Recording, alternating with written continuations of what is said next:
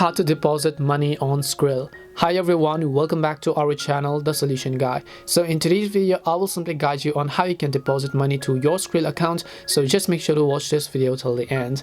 Now, depending upon the region that you live in, the process to deposit could be a little bit different. Some countries only accept credit cards, some countries only accept bank accounts, and depending upon whatever you're living in, you can actually go ahead and enter those payment methods. First of all, just log into skrill.com and then sign into your account. Then click on the My Account button from the top right hand side to come to your account dashboard page. And then once you're under your account dashboard page, what you need to do is basically you will see this type of interface, right? Where on the left hand side, if you look closer, you have the option called deposits. So all you have to do is just go to this deposit tab over here.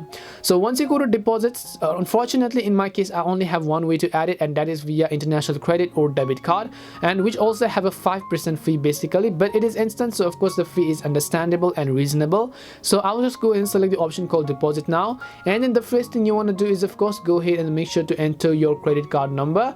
Then once you enter your credit card number, in this case all you have to do is just select the expiration date of your card, and then once you enter the expiration date of your card, make sure to enter your CVV code. And then once you've done that, all you have to do is just go ahead and then actually select the option called save card details if you want. Then if the card is actually valid, then you can just click on the add card and continue, and then you should be able to go ahead and then successfully add money and deposit it to your Skrill account.